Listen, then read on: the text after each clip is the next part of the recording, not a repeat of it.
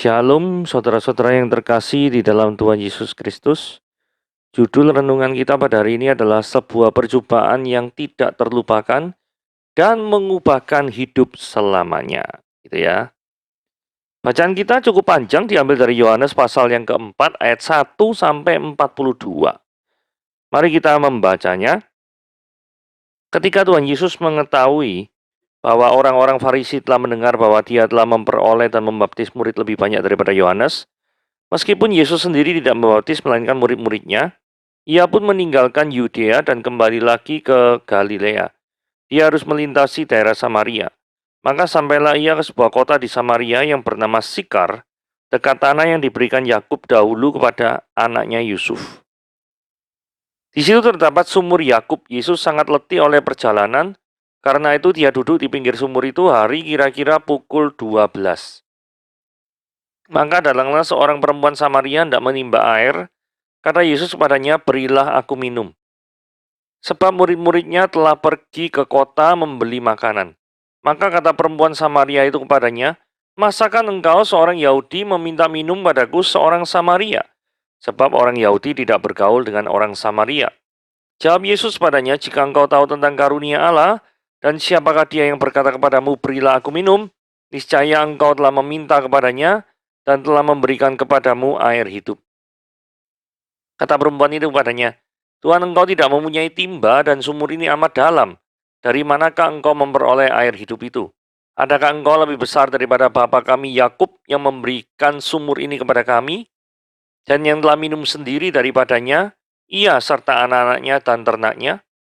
Jawab Yesus padanya, "Barang siapa minum air ini, dia akan haus lagi. Tetapi barang siapa minum air yang kuberikan kepadanya, dia tidak akan haus untuk selama-lamanya. Sebaliknya, air yang akan kuberikan kepadanya akan menjadi mata air dalam dirinya, yang terus-menerus memancar sampai pada kehidupan yang kekal." Kata perempuan itu kepadanya, "Tuhan, berikanlah aku air itu supaya aku tidak haus dan tidak usah datang lagi ke sini untuk menimba air." Dan kata Yesus padanya, "Pergilah, panggillah suamimu dan datanglah ke sini." Kata perempuan itu, "Aku tidak mempunyai suami." Kata Yesus kepadanya, "Tepat katamu bahwa engkau tidak mempunyai suami. Sebab engkau sudah mempunyai 5 suami, dan yang ada sekarang padamu bukanlah suamimu. Dalam hal ini engkau berkata benar." Kata perempuan itu kepadanya, "Tuhan, nyata sekarang padaku bahwa engkau seorang nabi. Nenek moyang kami menyembah di atas gunung ini, tetapi kamu katakan bahwa Yerusalemlah tempat orang menyembah." Kata Yesus padanya, "Percayalah kepadaku, hai perempuan, saatnya akan tiba bahwa kamu akan menyembah Bapa, bukan di gunung ini dan bukan juga di Yerusalem.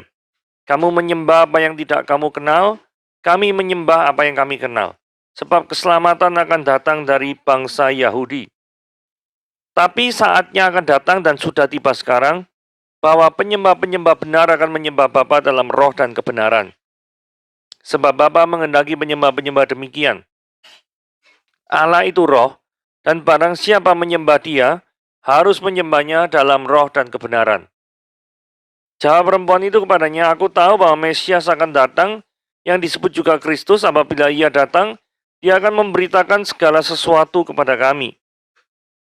Kata Yesus padanya, "Akulah dia yang sedang berkata-kata dengan engkau." Pada waktu itu datanglah murid-muridnya dan mereka heran bahwa ia sedang bercakap-cakap dengan seorang perempuan. Tetapi tak seorang pun berkata, "Apa yang kau kendaki?" atau "Apa yang kau percakapkan dengan dia?" Maka perempuan itu meninggalkan tempat yang di situ lalu pergi ke kota dan berkata kepada orang-orang yang di situ, "Mari lihat, di sana ada seorang yang mengatakan kepadaku, segala sesuatu yang telah kuperbuat, mungkinkah dia Kristus itu?" Maka mereka pun pergi ke luar kota lalu datang kepada Yesus. Sementara itu murid-muridnya mengajak dia, katanya, "Rabi, makanlah." Akan tetapi dia berkata pada mereka, "Padaku ada makanan yang tidak kamu kenal." Maka murid-muridnya itu berkata seorang kepada yang lain, "Adakah orang yang telah membawakan sesuatu kepadanya untuk dimakan?" Kata Yesus pada mereka, "Makananku ialah melakukan kehendak Dia yang mengutus aku dan menyelesaikan pekerjaannya. Bukankah kamu mengatakan 4 bulan lagi tibalah musim menuai? Tetapi aku berkata kepadamu, lihatlah sekelilingmu dan pandanglah ladang-ladang yang sudah menguning dan matang untuk dituai. Sekarang juga penuai telah menerima upahnya dan dia mengumpulkan buah untuk hidup yang kekal, sehingga penabur dan penuai sama-sama bersuka cita. Sebab dalam hal inilah benarlah peribahasa, yang seorang menabur dan yang lain menuai. Aku mengutus kamu untuk menuai apa yang tidak kamu usahakan. Orang lain berusaha dan kamu datang memetik hasil usaha mereka. Ada banyak orang Samaria dari kota itu telah menjadi percaya kepadanya karena perkataan perempuan itu dan yang bersaksi. Dia mengatakan kepadaku segala sesuatu yang telah kuperbuat. Ketika orang-orang Samaria itu sampai kepada Yesus, mereka meminta kepadanya supaya ia tinggal pada mereka, dan ia pun tinggal di situ 2 hari lamanya. Dan lebih banyak lagi orang yang menjadi percaya karena perkataannya, dan mereka berkata kepada perempuan itu, kami percaya, tetapi bukan lagi karena apa yang kau katakan, sebab kami sendiri telah mendengar dia, dan kami tahu bahwa dia benar-benar juru selamat dunia. Saudara, mari kita lihat ya, pergerakan pelayanan Yesus Kristus. Yesus Kristus di ayat 3 dikatakan ia meninggalkan Yudea. Yudea ini adalah Israel Selatan.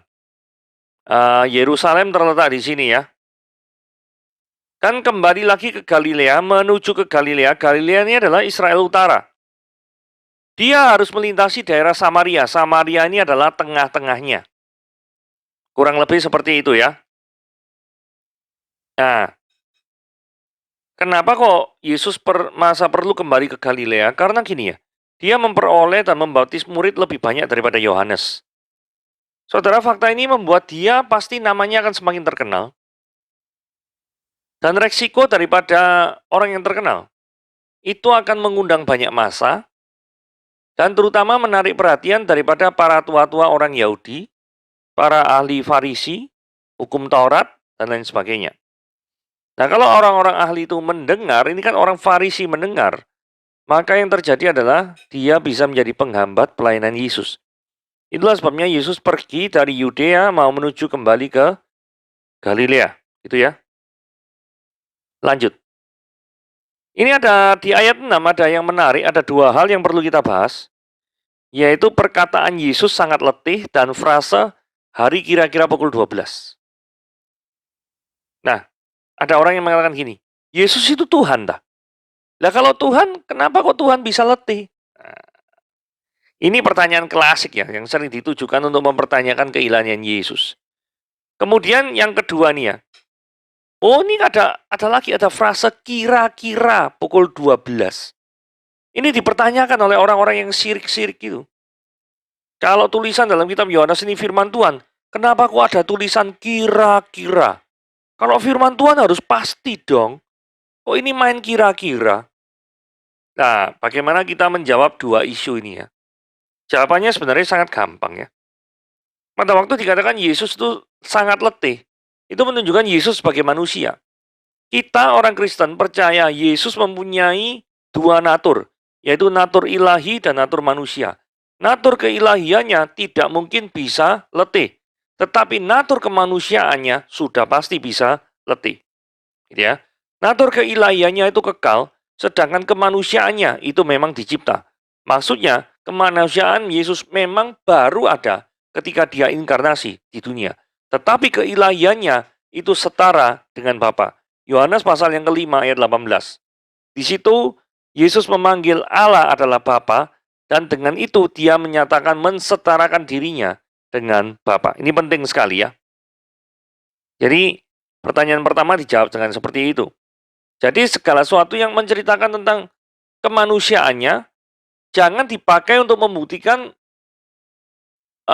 Yesus sebagai Tuhan. Contoh ya misalkan ya, saya ini misalkan senang main sepak bola, ya toh. Main sepak bola pasti celana pendekan, ya toh, pakai kaos kakian, pakai sepatu bola, lari-lari, pakai lengan pendek, ya toh. Terus kemudian pada saat yang berbeda, ya toh, saya ini juga mendatangi sebuah rapat, ya toh. Rapat dengan menggunakan mungkin berpakaian rapi, lengan panjang gitu ya, celana panjang gitu ya toh. Terus kemudian ada orang aneh ngomong gini, "Oh, Hadi itu bukan pemain sepak bola." Kenapa?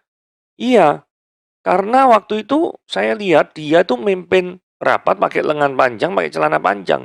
Jadi nggak mungkin dia tuh memain bola. Loh, apa yang digunakan untuk membuktikan pemain bola itu adalah yang celana pendek tadi toh. Apa yang digunakan untuk membuktikan saya ini adalah misalkan memimpin rapat kayak celana panjang, lengan panjang, itu tidak boleh digunakan untuk membuktikan saya tuh bukan pemain bola. Aneh kan kalau logika dibolak-balik kayak gini. Masa waktu saya pakai misalkan pakai jas, pakai lengan panjang, pakai celana panjang, kemudian karena itu saya bukan pemain bola. Loh, saat yang berbeda saya bisa pakai celana pendek dan saya juga suka sepak bola, pakai kaos, ya kan? Jadi seringkali orang-orang ini kembali ke topik ya, bahwa seringkali orang tuh menggunakan bukti-bukti Yesus itu manusia. Kayak dia bisa letih, Yesus bisa tidur. Itu digunakan untuk membuktikan Yesus itu bukan Allah. Ini nggak pas, sama sekali nggak pas gitu loh. Oke, kita jawab pertanyaan yang kedua. Hari kira-kira pukul 12. Kan ada orang yang ngomong, loh kok firman Tuhan kira-kira, yang pasti dong. Saudara perlu tahu ya, abad pertama tuh nggak ada Rolex gitu ya. Jam itu nggak ada jam pakai Alba, Rolex, Seiko itu nggak ada semua. Oke? Nah, artinya apa? Mereka membagi waktu tuh memang per 3 jam. Jam 6, jam 9, jam 12, jam 3, jam 6 lagi. Per 3 jam mereka tuh membagi. Nah, mereka nggak bisa memastikan, karena nggak bisa memastikan memang, apa tuh namanya, pengkalimatannya pun dengan kata kira-kira jam 12. Pokoknya siang lah. Mereka mungkin lihat bayangan, kalau bayangannya itu tepat di kepala gitu ya, panas terik gitu, wah ini kira-kira jam 12. Justru ya, kalau misalkan ini ditulis hari pukul 12 lewat 7 menit, ini ketorong ngawur ini. Kenapa? Karena berarti tidak ditulis di abad yang pertama. Karena apa? Abad pertama belum ada jam kok. Bisa-bisa ini nulis pukul 12 lebih 7 menit. Itu kan kelihatan ngawurnya. Berarti sang penulis itu waktu menceritakan ini sudah ada jam. Justru ketika penulisannya hari kira-kira pukul 12, itu menunjukkan keaslian daripada teks yang sedang kita baca. Karena pada waktu itu memang tidak bisa diperkirakan jamnya itu pastinya jam berapa. Begitu ya. Jadi mudah sekali untuk menjawab dua isu ini dari serangan-serangan orang-orang yang kadang memang syirik, gitu ya. Pembicaraan Yesus dan perempuan Samaria. Nah, perempuan Samaria ini ngomong ya, masakan engkau, Yesus ya, seorang Yahudi, minta minum sama aku, seorang Samaria. Jadi, what is the problem between Samaria and Jewish? Masalahnya apa? Saudara perlu tahu gini ya, akar dari orang-orang Samaria itu adalah penduduk Israel Utara, yang pada tahun 722 sebelum Masehi itu ditaklukkan oleh bangsa Asyur. Nah, Asyur itu memiliki kebijaksanaan politik untuk membuang sebagian penduduk Israel Utara itu ke tempat lain, jadi disebar-sebarkan. Mungkin ini yang dicontoh oleh Belanda ya, divide et impera, politik memecah belah, gitu ya. Nah, kemudian sebaliknya memasukkan penduduk dari negara-negara lain ke Israel Utara. Nah, caranya modelnya kayak gini. Hal ini dilakukan untuk mencegah pemberontakan. Orang-orang Samaria kemudian dianggap sebagai hasil percampuran antara orang Israel dengan penduduk bangsa lain. Nah, on the other hand, penduduk orang-orang Yahudi Israel Selatan itu juga dibuang ke Babel. Nah, pada waktu dibuang ke Babel, mereka itu pada waktu zamannya siapa ya? Ahasiweros mungkin ya. Artasasta. Artasasta waktu zamannya Nehemia itu kembali ke Yerusalem. Nah, pada waktu kembali ke Yerusalem, mereka itu kemudian bertemu dengan orang-orang yang sudah kawin campur ini. Dan mereka melihat, waduh berarti kamu tidak jaga kemurnian ya. Berarti kamu Yahudi campuran. Yahudi hybrid, bukan Yahudi murni, ya. Nah, karena mereka memandang orang Samaria itu negatif, maka hubungannya itu semakin hari semakin buruk. Kemudian tambah lagi semakin buruk ketika bait suci orang Samaria di Bukit Gerizim itu dihancurkan pada tahun 128 Masehi. By the way, pada tahun 70, bait suci orang Yahudi di Yerusalem itu juga sudah dihancurkan oleh Jenderal Titus, bukan oleh orang Samaria. Begitu ya? Itu ceritanya latar belakang Samaria supaya mengerti. Nah, ayat 10 dan 11 kita bahas. Yesus bilang, "Berilah aku minum."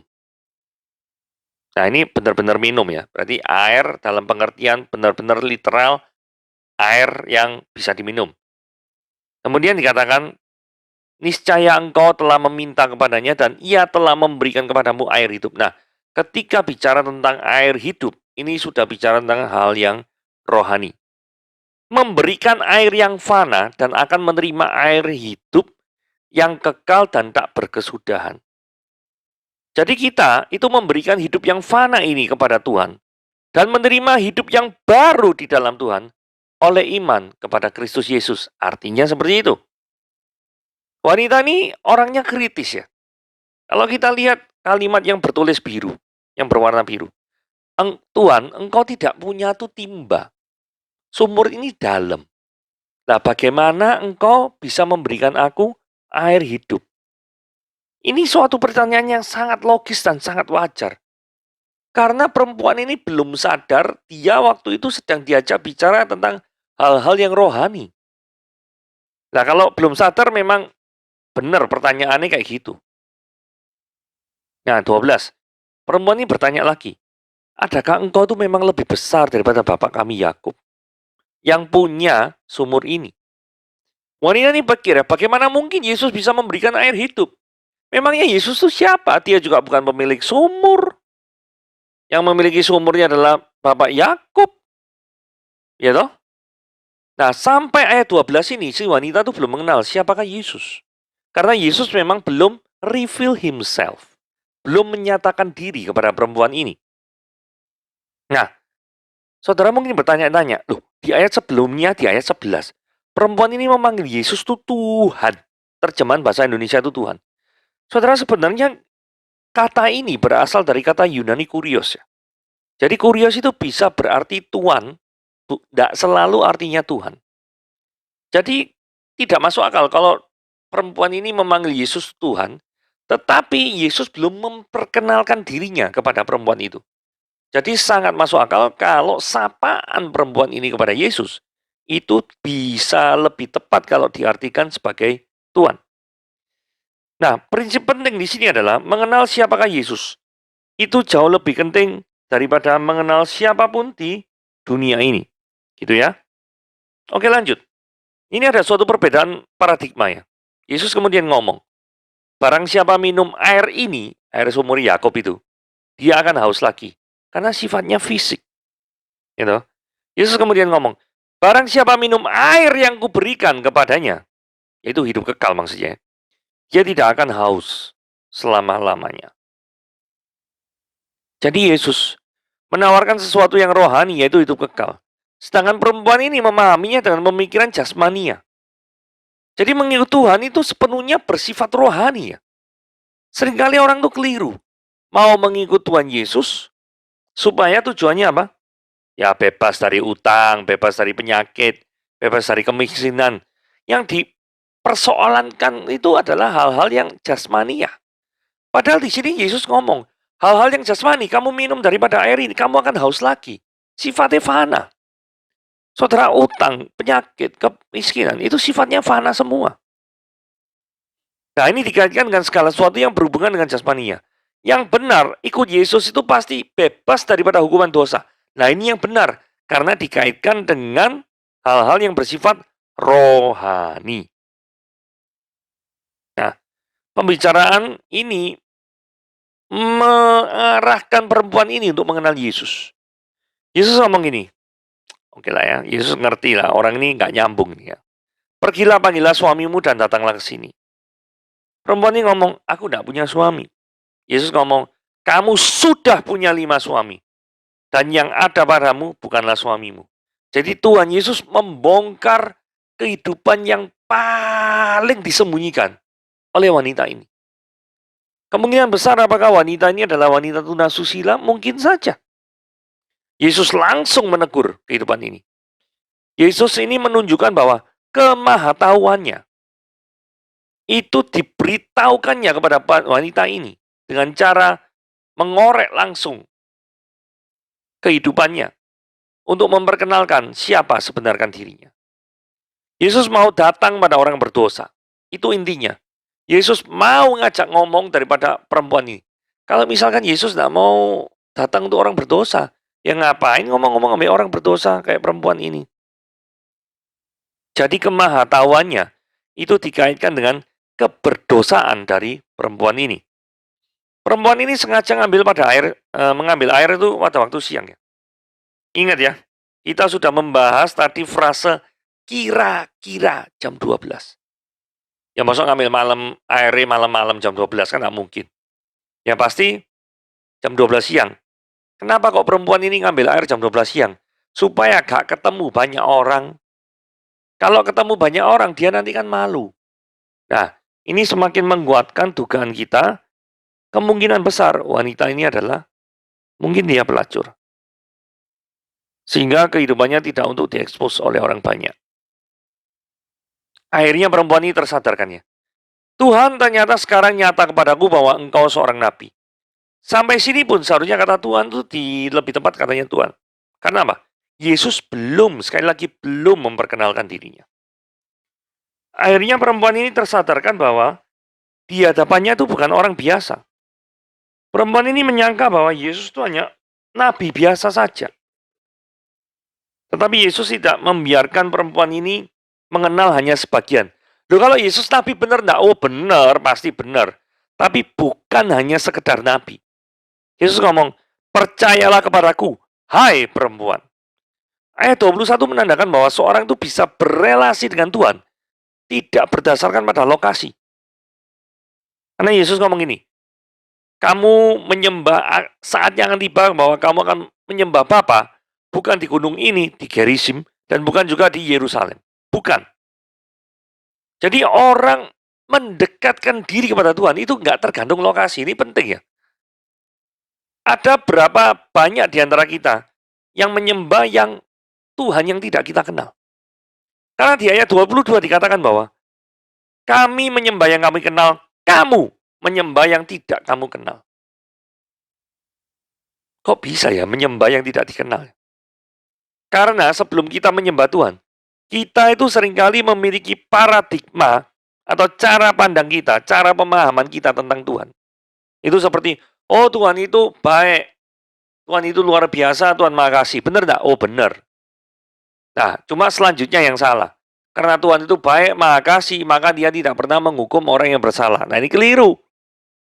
Jadi ketika mengalami kehidupan sehari-hari, mengalami kejadian yang buruk, padahal itu didikan Tuhan, dia merasa, oh ini pasti bukan dari Tuhan. Karena Tuhan itu baik, murah hati, panjang sabar, dan dia tidak mungkin membiarkan hidupku berantakan, misalkan seperti itu. Nah, hidup berantakan karena salahnya sendiri kok. Betul ya? Nah, itu paradigma seorang tentang Allah. Itu beda sekali dengan mengenal Allah yang sebenarnya. Itu beda. Two different things. Gitu ya. Seringkali orang tuh, ya ini, mempunyai paradigma seorang tentang Allah yang keliru. Nah, kemudian Yesus reveal himself. Declare himself as a Messiah. Ayat 25. Jawab perempuan itu padanya, aku tahu Mesias akan datang. Yang disebut juga Kristus. Mesias datang, Mesias ini bahasa Ibrani artinya yang diurapi. Kristus itu bahasa Yunani artinya sama juga yang diurapi. Jadi Kristus itu bukan nama ya. Jadi kalau misalnya nama Yesus Kristus, itu Kristusnya itu bukan nama, itu gelar yang diurapi. Ya, Mesias itu juga bukan nama, itu gelar yang diurapi. Satu bahasa Ibrani, Mesias, satu bahasa Yunani, Kristus. Kata Yesus padanya, akulah dia yang sedang berkata-kata dengan kau. Ya aku ini loh Mesias, gitu loh maksudnya. Oh langsung perempuan ini kaget gitu ya. Terus meninggalkan temannya, oh yang aslinya tuh mau ngambil air, wis lupa itu sama airnya. Lalu pergi ke kota dan berkata pada orang-orang di kota, mari dilihat di sana tuh ada orang yang mengatakan kepadaku segala sesuatu yang telah kau perbuat. Mungkinkah dia Kristus itu? Nah ini lucu ya. Karena seringkali yang diperbuat perempuan ini kan memalukan tuh ya. Tapi dia tuh ndak malu untuk cerita pada orang-orang di kota itu. Untuk mengatakan bahwa, ada orang yang tahu kehidupanku yang paling dalam. Kekelaman yang paling dalam yang aku alami. Orang itu maha tahu, luar biasa. Tidak ada satupun yang menceritakan kehidupanku pada orang lain. Tapi dia bisa tahu sedalam-dalamnya. Wow, luar biasa. Mungkin, dugaan saya, orang di kota itu pun mungkin tidak ngerti kalau dia itu sudah punya 5 suami. Mungkin saja.